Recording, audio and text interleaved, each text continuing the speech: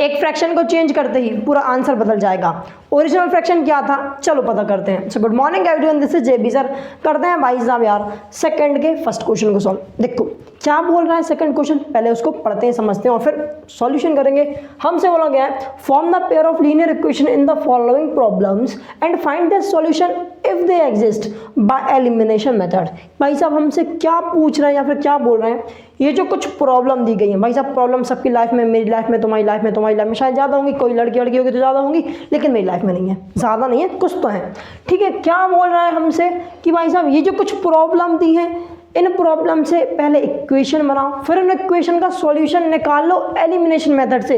अगर एग्जिस्ट करता है, अगर सॉल्यूशन एग्जिस्ट करता है तो निकल जाएगा, नहीं निकलेगा तो मतलब एग्जिस्ट नहीं करता होगा। ठीक है, क्या बोल रहा है भाई साहब सबसे पहले क्वेश्चन में, हम पढ़ते हैं आराम से पढ़ेंगे, समझाऊंगा प्रॉपर। हमसे बोला गया if we add 1 to numerator and subtract 1 from the denominator a fraction reduce to 1। ठीक है, it becomes 1/2 if we only add 1 to denominator. what is the fraction? ध्यान से समझने की कोशिश करना, क्या बोल रहे हैं इतनी लाइन में समझना।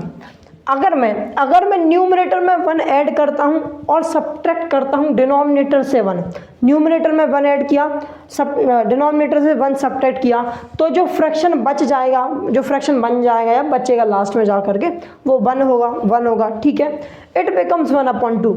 अगर मैं उसके डिनोमिनेटर में सिर्फ 1 ऐड कर दूं, उसी फ्रैक्शन के डिनोमिनेटर में सिर्फ 1 ऐड कर दूं, तो फ्रैक्शन मेरा 1/2 बन जाएगा।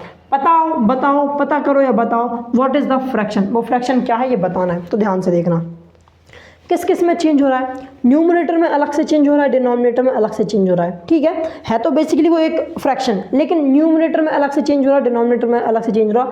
इसलिए दो चीज़ें हैं, अगर दो चीज़ें में चेंज हो रहा है, दो चीज़ें हैं, तो हम दो चीज़ों को ही एज्यूम करेंगे जो चीज़ हमें नहीं पता है। क्या पूछा गया है, फ्रैक्शन पूछा गया है, तो मान लेते हैं let the numerator be x.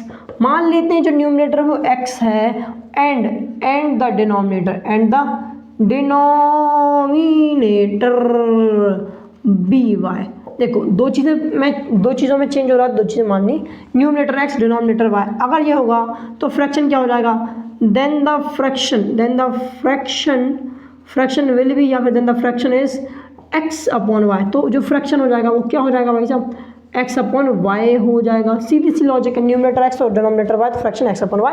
अब क्या बोला है, अकॉर्डिंग टू क्वेश्चन। अगर मैं है ना, अकॉर्डिंग टू क्वेश्चन लिखना पहले, अकॉर्डिंग टू क्वेश्चन। अगर मैं न्यूमरेटर में ऐड करता हूँ 1 और डिनोमिनेटर से करता हूँ 1 सब्ट्रैक्ट, तो जो फ्रैक्शन बचेगा वो क्या बच जाएगा, 1 बचेगा। बिल्कुल सही बात है, न्यूमरेटर में ऐड करो 1, डिनोमिनेटर में 1 सब्ट्रैक्ट करो तो क्या बचेगा, 1 बचेगा, मतलब फ्रैक्शन बना जाएगा। इसी तरीके से पहले इसको इक्वेशन को सॉल्व कर लें, या फिर एक और लिख लेते हैं। वो 1/2 कब बनेगा, अगर उसके डिनोमिनेटर में मैं 1 ऐड करता हूँ। तो देखो न्यूमरेटर रहने दो, ठीक है, डिनोमिनेटर में अगर 1 ऐड करता हूँ तो वो फ्रैक्शन 1/2 बन जाएगा। क्या बात क्लियर हो रही है, ठीक है। तो देखो दोनों चीज़ समझ आ गई। अब यहाँ से ना हम इक्वेशन प्रॉपर बनाते हैं। ये जो डिवाइड में इक्वल्स टू कुछ जाएगा तो मल्टीप्लाई में हो जाएगा। तो करते हैं भाई साहब, अच्छा इसको हटा ही देता हूँ, लास्ट बाद में करूँगा, ठीक है। देखो ये y-1 है, इक्वल्स टू कुछ जाएगा तो 1 से मल्टीप्लाई होगा, 1 से y-1 मल्टीप्लाई होगा तो क्या होगा, सेम टू सेम हो जाएगा। सो x+1 बराबर y-1, y प्लस का है, इक्वल्स टू किस साइड आएगा तो माइनस का आएगा। हम क्या कर रहे हैं, वेरिएबल को एक साइड करेंगे, कांस्टेंट को एक साइड। सो x माइनस वाई बराबर माइनस का 1 तो ऑलरेडी एग्जिस्ट कर रहा था, प्लस का 1 था, इक्वल्स टू किस साइड जाएगा तो ये भी माइनस का 1 हो जाएगा। सो x माइनस वाई बराबर माइनस का 2 हो जाएगा, माइनस माइनस होता है प्लस, तो माइनस का 2 हो जाएगा। क्यों, क्योंकि आता है साइन ग्रेटर नंबर साइन, दोनों ही एक से हैं तो इसलिए माइनस का साइन आ जाएगा। तो भाई साहब ये बन गई हमारी इक्वेशन फर्स्ट।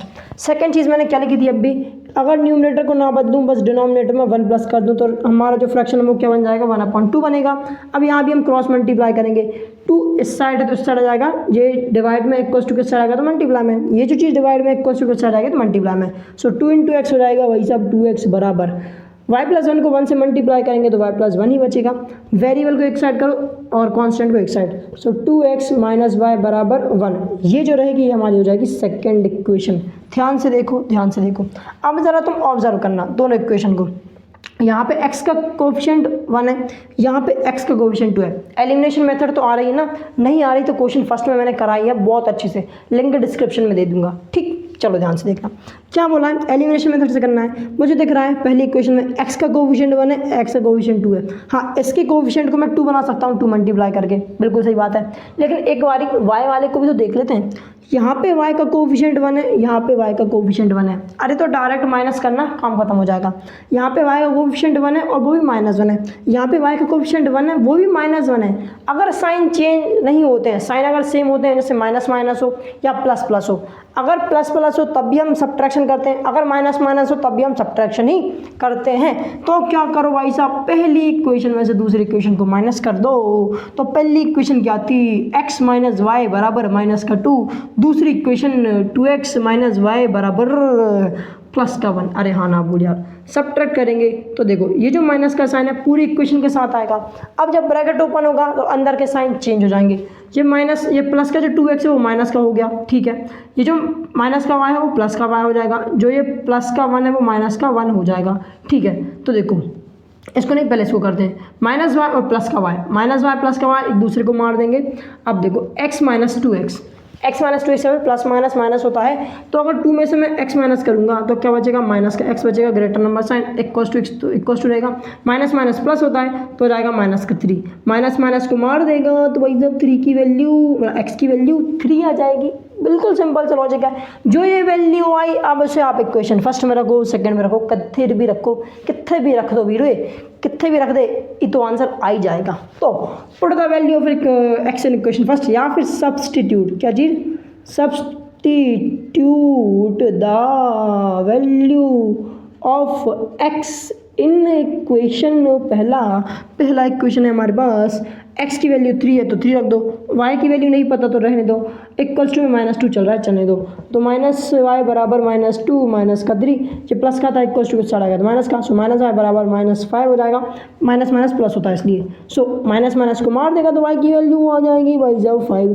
तो मतलब y की वैल्यू 5 और x की वैल्यू 3, भाई साहब y की वैल्यू 5 और x की वैल्यू 3, इस इक्वेशन के, इस पेयर ऑफ लीनियर इक्वेशन के सॉल्यूशंस होंगे। क्या क्वेश्चन समझ आया? क्या क्वेश्चन समझ तो आया लेकिन पढ़ने में मज़ा आया। पढ़ने में मज़ा आया तो वीडियो को लाइक कर, चैनल सब्सक्राइब कर। मिलते हैं नेक्स्ट वीडियो में, तब तक के लिए bye bye, have a good day.